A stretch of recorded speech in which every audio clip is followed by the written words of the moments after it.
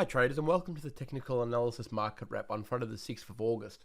So I've seen a bit of consolidation this week in the markets, and that's no surprise given that it is non-farm payroll tonight in the US. So yeah, we generally see this in between two zones. A lot of the majors have kind of consolidated, but we'll jump into the charts and see if we can identify any smaller opportunities or something leading into next week.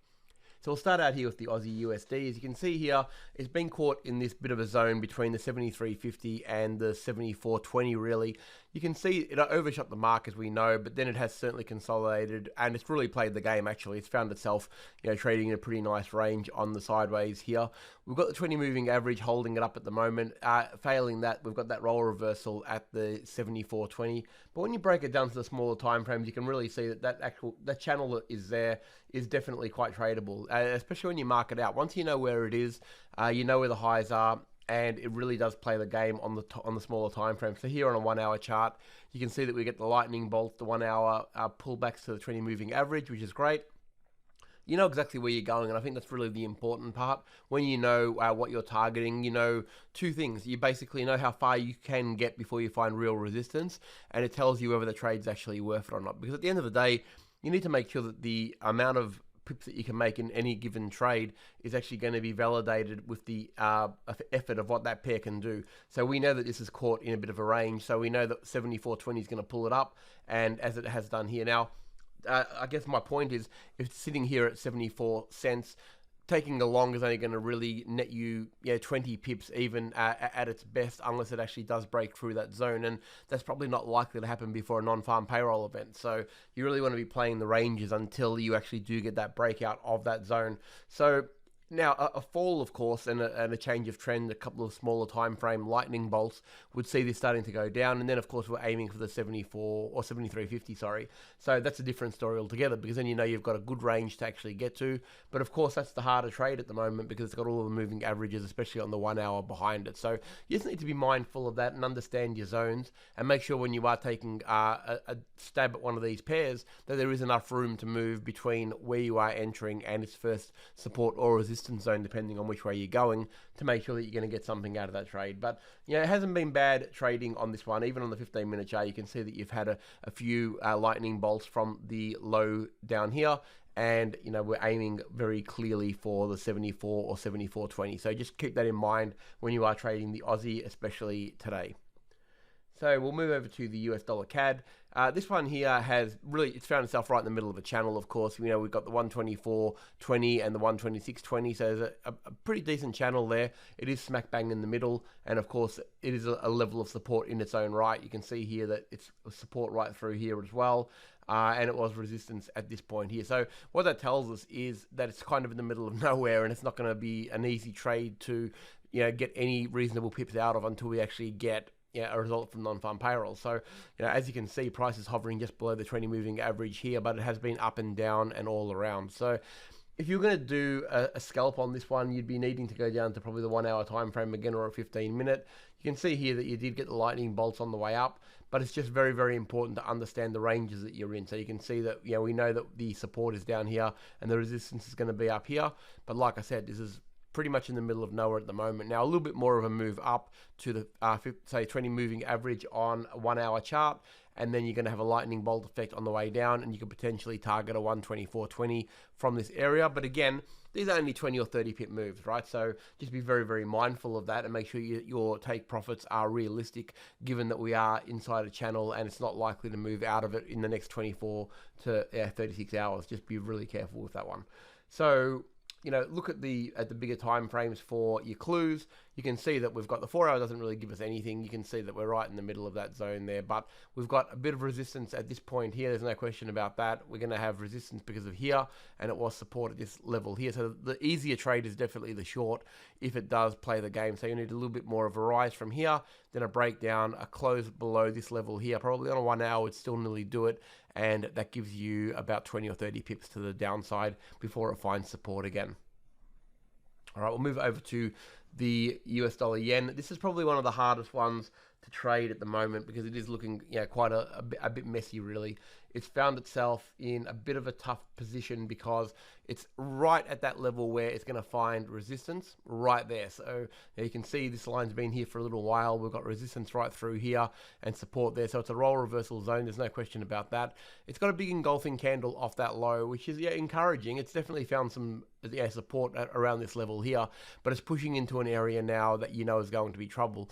And also on top of that, you've got the two moving averages right in its face. You've got the 20 and the 50 right there. So even if it goes up just a little bit at around, and you've got the 110 psychological zone. So you've got a lot going on here, and you've got to be really, really careful with that. Even going to the smaller time frame, it's going to be a hard one on this one to actually isolate any reasonable moves. But in saying that, it is still technically in a downtrend. So because you can see this is on a daily chart, you've got lightning bolts going down. So there is a bit of traffic underneath us, but if it does reverse, this is probably going to be the area it does.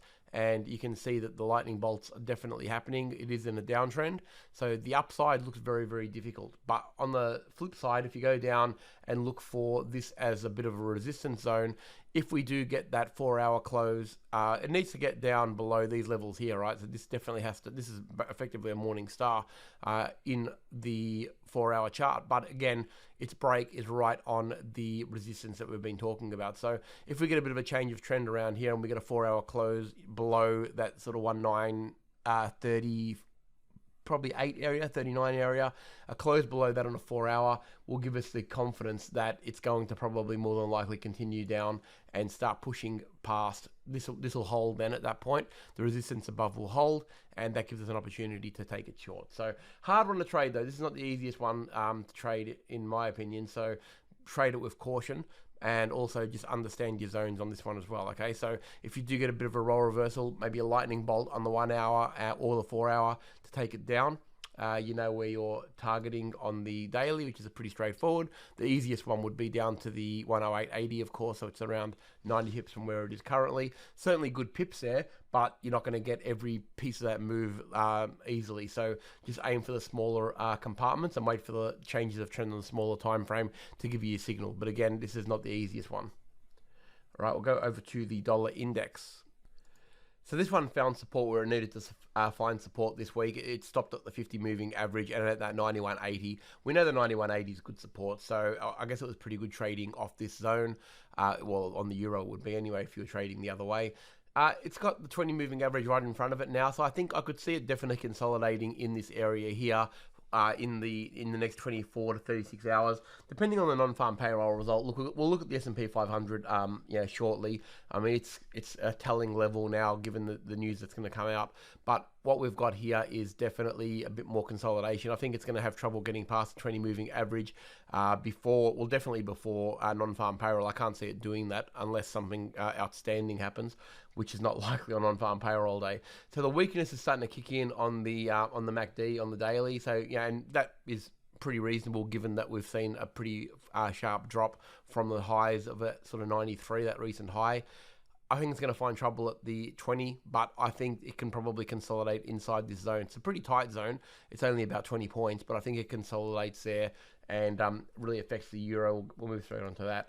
The euro is at that support level here on the 20, so it's basically the opposite, as you can see.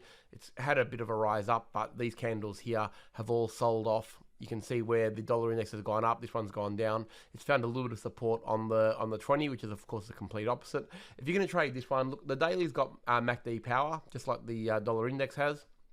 And it is at that zone where if it is going to go long, it is a bit of a roll reversal. You can see here the support, a little bit more support here, and you would expect that it was probably going to find support again, and also it's got the 20 moving average to bolster it up. So, not bad from a standpoint of what's below it, but you've got to go to the smaller time frames, of course, to trade it. So you can see here, the 1 hour has given us absolutely nothing. If you've traded that, you've been pretty disappointed for the last little bit.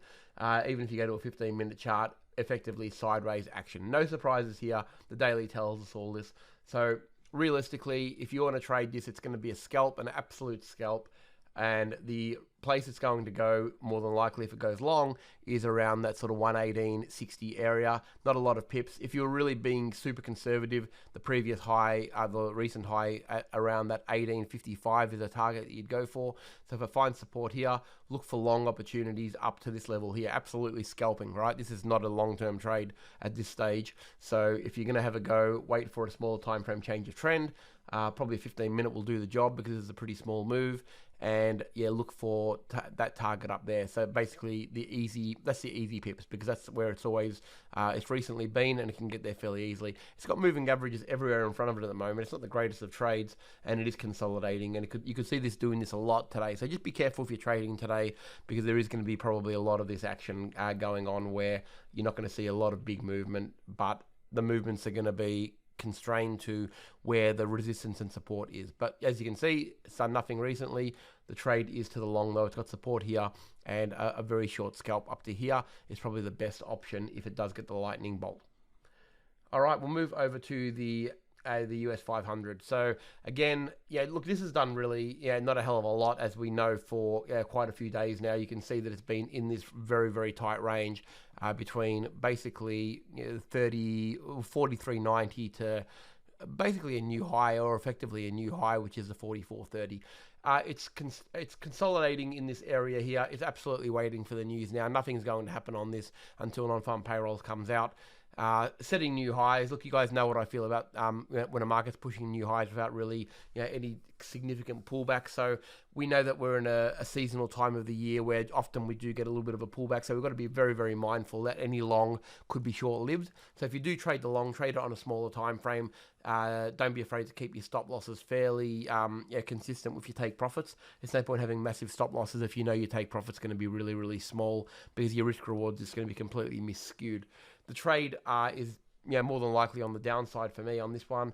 And it's served us well. Every time it's done that, it's always given us that pullback that we've needed, but it hasn't really gone the big gangbuster yet. So we're waiting for that big move. You can see here on a 1 hour, you've got the lightning bolts. It happens even in a constrained market. So we know that basically at the level that it's at, if it starts to trend down, it needs to break some pretty significant zones to go lower. But that's not likely to happen before we get something significant going to need to happen, and that could be in the form of bad results, or some earnings might go the wrong way. We are in the middle of earnings season, of course, so we've got to be very mindful of that, and it does affect this.